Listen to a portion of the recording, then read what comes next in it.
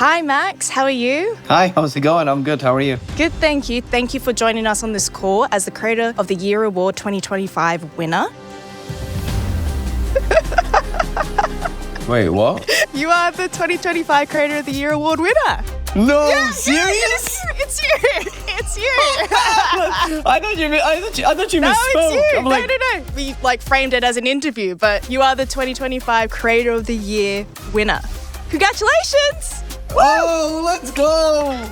Do you have your team with you? No, just my girlfriend. Never mind. Just my girlfriend. Congratulations. I won the RØDE Creator of the Year. Yeah.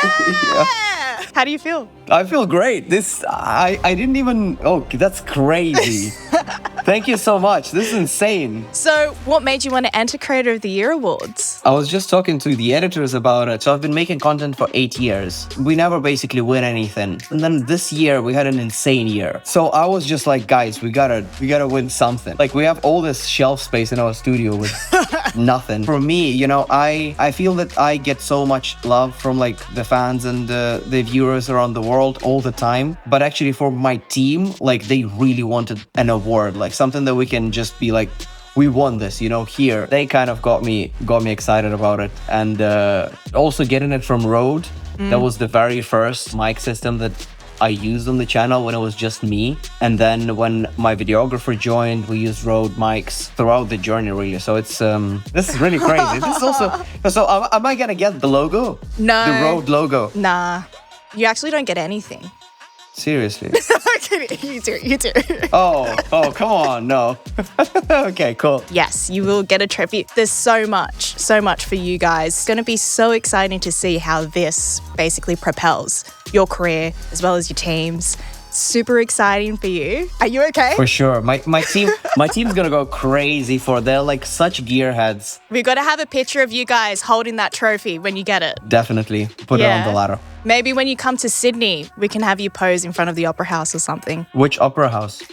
Oh, you don't know the Sydney Opera House? No, I'm kidding. I'm joking. Oh, of course I know okay. Sydney Opera Sorry. House. I got you and you got me, so we're even now. You said this year was a really big year for you guys. What in particular do you think, or what moments within the year has made it, I guess, the best out of the 8 years that you've been making content? You know, every year we've been kind of growing slowly and steadily, and this year's no exception, really.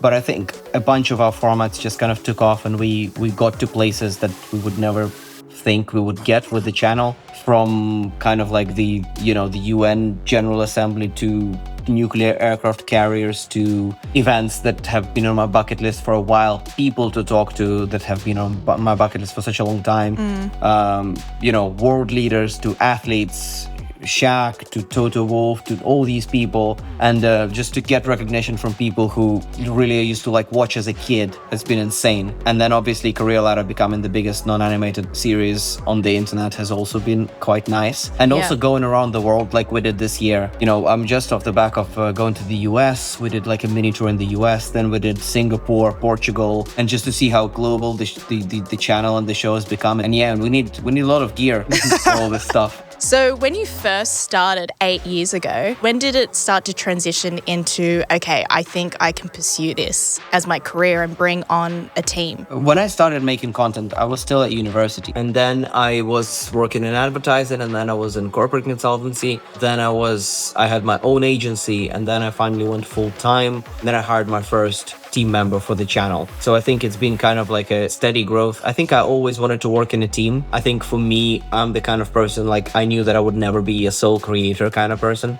I would rather make way less money, but make way better stuff and be on the team. Having a team doesn't mean you'll make less money, but that's kind of what it was in the beginning of the journey, because I was making nothing. Then I was just banking my kind of savings and earnings and subsidizing the channel, basically. So the channel was losing money for a year, probably. I think most people might have this idea that you just need the one viral video and then you're just like exponentially popular and then everything works out. Do you find that happen to you? No, not at all. I think if anything, you got to be really careful with what can go viral for you. I think the worst thing that can happen to you in a way in the like creator life is when something you don't like goes viral and now you have to do it. So I think for us, like the fact that it was this particular format, the Career Ladder, that became what it became is very, very fortunate, because I think it's positive, it's nice, it doesn't get old. I love it, the audience loves it, the guests love it. It's something inspiring, it's not controversial, it's, you know what I mean? So Yeah. I definitely feel like for some of our other formats, I'm like, it's good that they're not go viral, because that would be too much stress.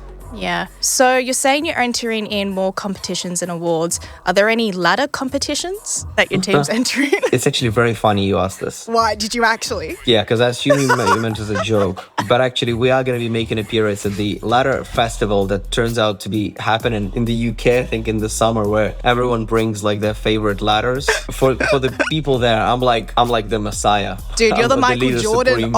of ladders. And there is me, and then there is this guy in Cirque du Soleil. So it's me and him, you know, Jordan and LeBron, basically. Yeah. How did you find your unique voice when it came to creating content? I think it took me a while actually to find my camera presence. You know, if you watch some of my early videos, I think that's still probably the worst videos you would find on the internet. I think it took me a while, I'm not gonna lie, and I don't know how to speed up, or how do you call it? Like, what shortcut could I find in this process? No. Because it just took me a while, like, I don't know. And I never tried to copy anybody, that's for sure. Like, I never tried to, maybe I didn't have my voice, or it wasn't that kind of unique, or it wasn't that interesting, or like that captivating, but it definitely was not someone else. I think I see so many people online, even, you know, copying me, copying our channel, copying other channels. I think if you want to find your unique voice, you just like actually work to be yourself and resist the temptation to copy other people's stuff, because, you know, it's okay to get inspired, but even inspiration to me is like, maybe don't even get inspired, just like completely do your own thing. I think everyone can do it in their own niche. Like, even if you sell tires, you can think of something that nobody has thought of before. Yeah, and do you do that with your team? Do you apply that philosophy to them too? Yeah, we try to. I mean, to be honest, my team is even more kind of hell-bent on this idea of like originality, like everything, you know, we have our own kind of like fonts, we have our own style of sound effects. And then there are some channels that we just like rip it off, just like take the entire thing. And like, whatever, it's like fair enough, I guess. But yeah, we're pretty focused on this, I would say. So throughout 8 years of making content, you've probably felt that some videos were hits or some videos probably didn't do as well as you expected. When do you know that you can feel that this video is going to be quite special, or this series is going to do really well? I don't think I do. Like, I think you can try to predict it. I see some creators say that, oh, it's always the videos that you don't think would do well that do well. This hasn't been the case for me. Like, I'm sure they're not lying. It was their experience. But I think for us, I see some videos that we've done or some topics, and I'm like, yeah, this is definitely something. I mean, I think it's a combination of watch time, so people watch it till the end, plus shareability. Like, if in one video you have watch time and shareability, there's no way it's not gonna work. You know, it's people are really gonna enjoy it. To me, even though sometimes it is something unexpected, or like you know, when we set up the career ladder, for example, I did not think that it would do like 700 million views a month every month. Like, I did not think that, but I did think that this is a cool thing. Like, I think we can do 10 episodes of this, you know, that's kind of fun. I'd say yes, if you think about a format and you think it's maybe 3 things: it's visually interesting, people will watch it till the end. Sorry, can you do that again? Because the AI picked up your thumbs up and then... Oh, sorry. Oh, it did. One being the fact that people watch it till the end.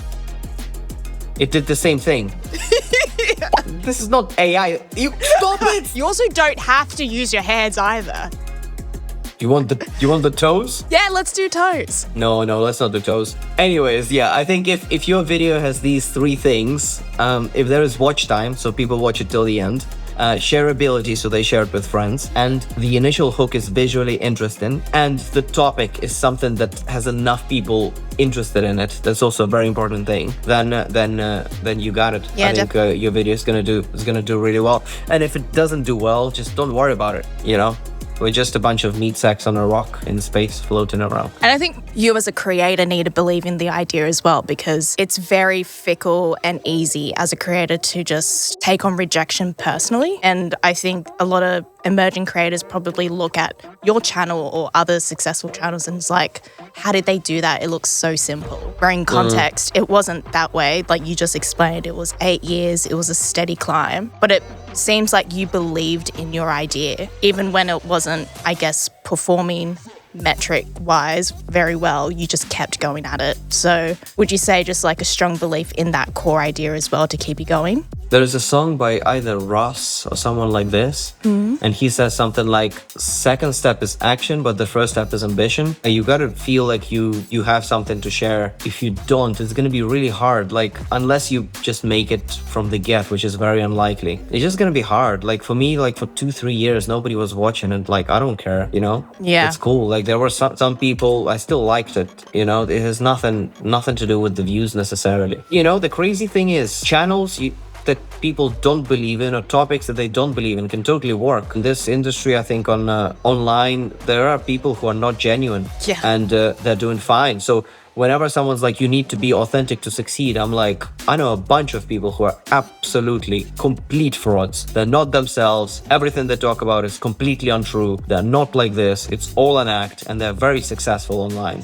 But they don't feel great about themselves. So to me, it's not just about having a successful channel. It's like you gotta go to bed and you're like, oh, that's cool. You know, I'm doing a cool thing. Otherwise, why even do this job? If you don't feel like this, just go do finance or something. What advice do you think you would have appreciated in your second or third year of making content? The time when you said no one was watching any of my videos. What would have you liked to be told at that time? I think what I would love to instill, let's say in myself, and I feel like I had it to an extent, like a mindset of treating it as your job and putting audience first. Like the audience is my ultimate boss. When we do the videos, of course, I need to like them. The team has to like them, but we got to make sure that the audience likes them because they made a decision to follow or subscribe to the channel, which means that it's our responsibility now to deliver whatever 2 videos of 3 minutes a day, that is 6 videos times 7, 42 minutes a week of content that they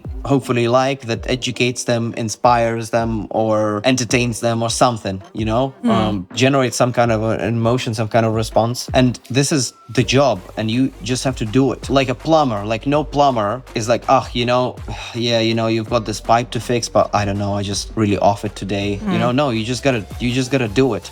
And I think for us, it's maybe because I'm not like obsessed with like creativity as a person. Like I feel more as an educator who's like using creativity as an outlet. I'm just really focused on people want this and they have done something in their life to communicate to us that they want this. And we have to make sure that they get this, that our audience gets the videos that they love. And then when you think of it this way, I feel like things really start working out. Whereas what I see a lot of people doing is like what the audience can bring to your life. Now that you have this audience, like, can it bring you money? Can it bring you a girlfriend or a boyfriend? Can it get you a table in a restaurant? Can it get you free flights? And for me, it has always been like, what more can I do to my existing audience to make sure that they keep watching the videos and then they tell other people about them too. On the other side of it, eventually you will be fine. This idea that like you grow this audience to make your life better, that's, to me, I never related to this. Also maybe because, you know, I made money in another sector where I didn't